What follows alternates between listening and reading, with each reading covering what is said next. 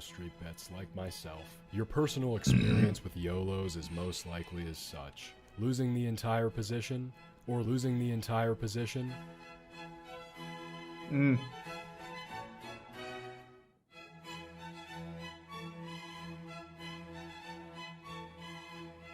From infinite money glitches to million-dollar option plays with mere days until expiration, I'll be the first to say that it's going to be difficult to place any of these legendary trades below S tier. Let's start this off right.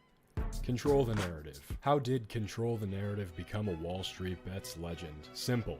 By exploiting a Robinhood glitch to YOLO $50,000 of borrowed money with no collateral. You heard me right. This legend used a goddamn Robinhood infinite money glitch to borrow $50,000 from Robinhood with only $2,000 in his account. After leveraging his account to meet his personal risk tolerance, Control the Narrative went on to engage in the most famous Wallstreetbets YOLO in history. He bought $50,000 in Apple puts just before they reported quarterly earnings. Unfortunately for Control the Narrative, Apple crushed their earnings and the stock rocketed up in after-hours trading. For our sake, at market open, this legend decided to record his loss live and capture this priceless moment. That's right, losing a quick $50,000 of borrowed money. If you listen very carefully, you can even hear the moment that the soul exits the husk.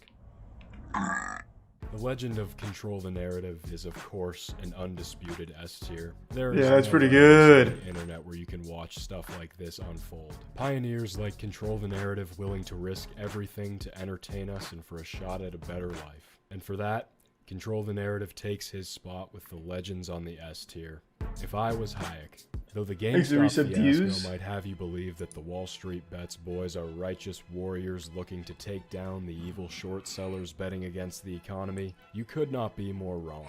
If you were on Wallstreetbets during the beginning of Corona, you know that there was no lack of degenerates making blood money hand over fist as 401ks evaporated, businesses collapsed. I only know about the big ones from Wallstreetbets. One specifically retarded trader known as If I Was Hayek saw the impending crisis before anyone else could. Expecting the downfall of cruises and theme parks, this lucky degenerate dropped $150,000 in puts on Disney and Carnival. Within days of the bat virus beginning to ravage the United States, If I Was Hayek's initial investment rocketed to over $4 million.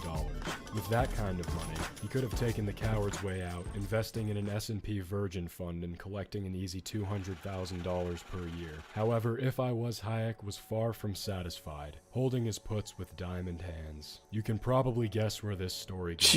In just a month, stimulus packages, PPP loans, and Jerome Powell's money printer destroyed all of his puts, leaving him with $20,000 in a graph that looked like Satan's erection. This is like the entire story of everyone on Wallstreetbets and the early crypto bros, I guess. Not so much now. It's all NFTs for them. It's like this diamond hands thing where they always think that you just have to hold forever and it'll be worth billions, and it happens every single fucking time just like this. I still am so happy that I always hated that mentality. I sold that Doge right before Elon Musk went on SNL. Oh my god, it was a triumph. And meanwhile, everyone else just ate that loss. Diamond hands is a curse, not a blessing. This is everyone's fucking story from Wallstreetbets, man. It's tough. Truly hilarious. Despite being a very moving story, If I Was Hayek's trade lacks the incredible backstory of some of the other YOLOs on this list. And for that, I think this trade wins itself a place right in the C tier. Anal Farmer 2. Icarus was so intoxicated by the experience of flight that he flew too close to the sun, his wings melting as he fell into the sea and drowned. GME is the legendary one, obviously. Risky out-of-the-money options with 2 days until expiration. Anal Farmer, a mere 19-year-old at the time with $110,000 in his Robinhood account from online business, decided to YOLO all $110,000 on Align Technology call options with merely days until expiration. By some miracle, the next day Align announced accelerated stock buybacks, leading the share price to rocket upwards. In 24 hours, Anal Farmer more than doubled his portfolio. Let's go, Anal Farmer. $80,000. Yeah. It balanced over $340,000 in total. Thinking logically, recognizing his insane luck, and looking from an outside perspective, Anal Farmer realized he couldn't be satisfied with almost $500,000 at 19 years old. So he made a very wise decision to drop $170,000 into SPY puts expiring the next day. In another stroke of insane luck, the next day Mango Man announced new tariffs which tanked the entire market. While most traders were considering going long rope, Anal Farmer was sitting on a $277,000 gain, bringing his total portfolio value to $646,000. He's cruising! Intoxicated by the prospect of that $1 million screenshot, Anal Farmer let emotions cloud his judgment. Shortly after making more than $500,000 in less than a week, he decided to YOLO $700,000 into out-of-the-money SPY calls expiring in one day. For some of you newcomers who may not understand what that means, that's like incomprehensibly retarded. That means every second the share price is below your strike price, you're literally burning money. And his money did burn. $500,000 in fact, leaving him with $200,000 to lose. And over the next few weeks, he did lose. Approximately $160,000 of his account balance, leaving him with just around $40,000. At this point, down from his high of $750,000, Anal Farmer was left with only 50% of his initial investment. Would that stop him? Of course not. Anal Farmer had developed a plan to regrow his wealth more stably and conservatively. Is the resub correct? Destined to succeed. What was that plan? To YOLO the remaining $40,000 on call options for a weed stock right before earnings. As you could probably predict, he lost everything. Anal Farmer's YOLO represents a great... Oh, damn it! Bets YOLO. He was the best of us! May not be as remarkable as Control the Narrative or some of the other competitors on this list. It's a beautiful YOLO, and we can't help but tip our hats to Anal Farmer and pray that he didn't commit suicide after going dark on Reddit. God bless Anal Farmer. In April of 2019, this diamond-handed degenerate bought $26,000 worth of Tesla 450 Leap call options expiring in 2021. To some of the newcomers, that may not seem completely insane. Keep in mind, however, that Tesla at the time was trading at around $50 per share. By August, WSB God was down 60% on his position. After losing over $10,000, he did what anyone would do if they were mentally slow. He doubled down on his position and held the line. In WSB God's case, he was rewarded. As Tesla mooned through the winter, his initial $40,000 investment grew to over $1.3 million. Fuck! That wasn't enough. Holy shit! WSB God bought $120,000 in Tesla calls at the $1,000 strike, expiring in just 2 months. They called him a madman, another delusional autist caught up in the rush of quick gains. What happened? Tesla rocketed to over $900 per share in the next month, bringing WSB God's portfolio value to almost $4.5 million from an initial $40,000. Oh my god, he's killing it! There's some speculation as to whether or not WSB God faked his gains in an attempt to uphold his reputation as the god of Wall Street bets. And for that unfortunate reason, we simply can't offer him a position amongst the true legends. WSB God's YOLO lands himself right in the C tier. If there's one man who has the power to make your calls print, it's Elon Musk. And that was Degula's plan exactly. After maxing out 2 credit cards and a home equity line of credit, Degula planned to sit back with $90,000 in Tesla calls and let Elon blast them to Valhalla during the Cybertruck reveal. Except that didn't happen. On Cybertruck launch day, Tesla stock dropped 4% after hours. The next day, our hero Degula decided to live stream the market open to assess the damage. As you can see, he lost almost all of his money, most of which was borrowed from high-interest creditors. Less than a month after the Cybertruck play, Degula's portfolio was down to less than $30,000, and he was fired from his job. Realizing he needed a more secure job that would give him consistent, worry-free income he could count on, Degula decided to disregard all of that and start day trading options professionally. In December, Degula put his faith in Elon once again, dropping 80% of his portfolio into Tesla 400 calls expiring in March. In just 1 week, Dejula made over $80,000 as Elon took Tesla to the moon. In the end, Dejula was able to cash out over $200,000. Oh, he cashed out! Paying off his many loans as well as his Model 3 before quitting day trading for good. He didn't look at the road a single time during this. Is he in the back? No, he's definitely in the driver's seat. Does this car just drive itself completely, like autonomously? Or quitting day trading for good. A heartwarming story that taught us an important lesson. After losing a lot of borrowed money, sometimes it makes sense to leave your real job and YOLO options professionally to make it all back.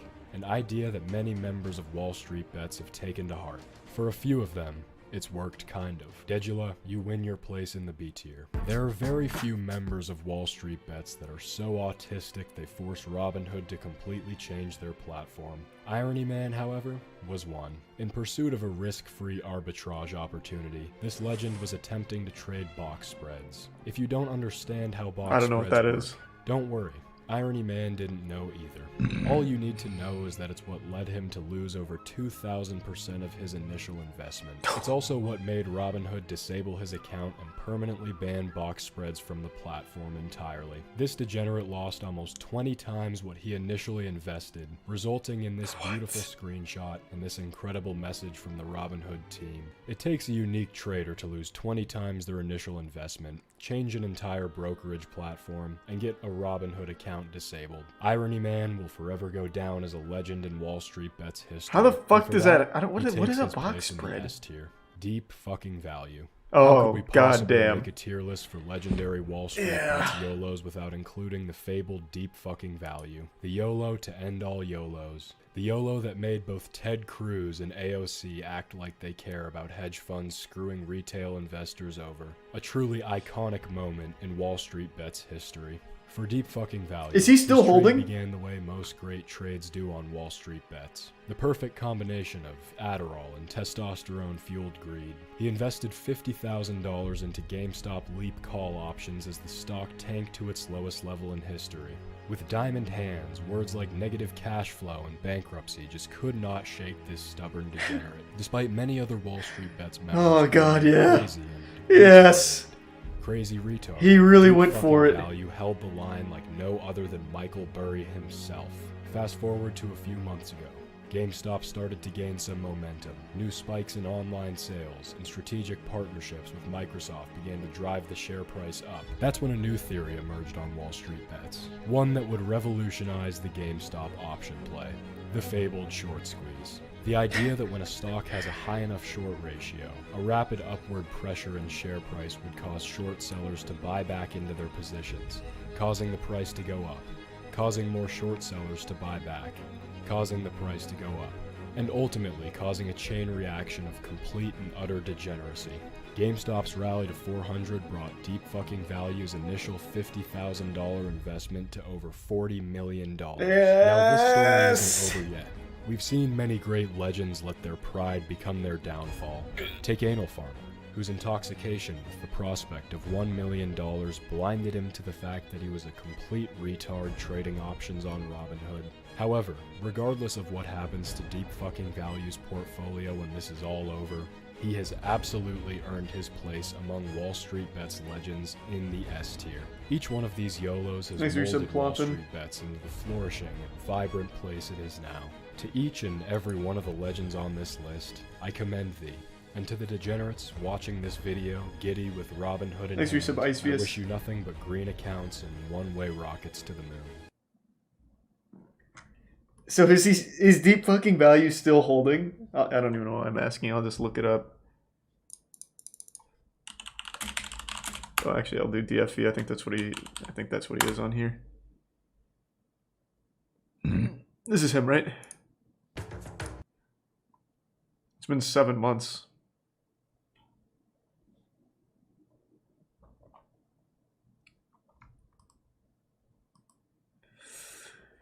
Using ableist words so edgy. That's what the community calls themselves, man. Yeah. I don't know what to tell you. Alright.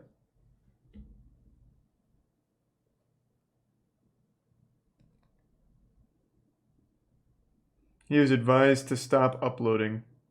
Was he?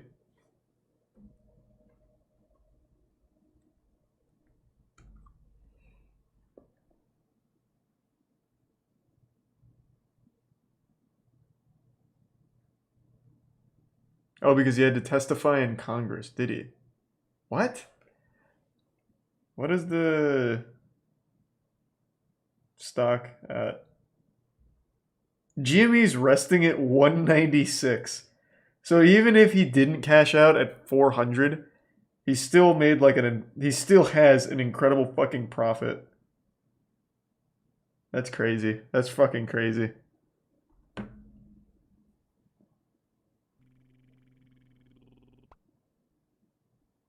Thanks for resub, James.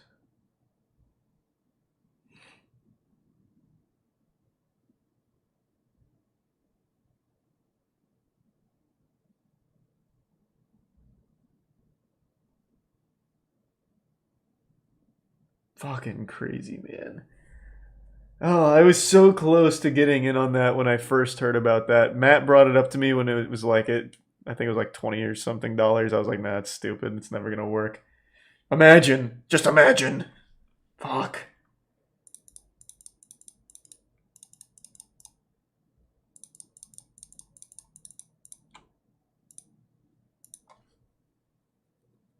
It's not over. Goddamn right it's over. Are you serious?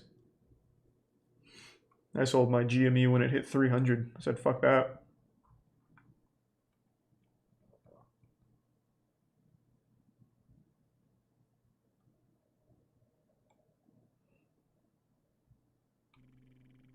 Thanks to the resub, Tyrant.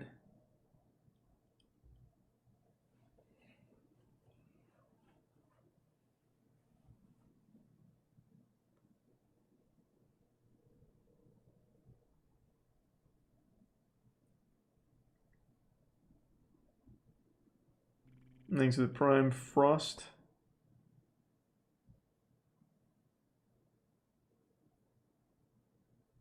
Man holds up Little Caesars with AK-47. Yeah, it's because he was told to wait. I know. I heard about this story.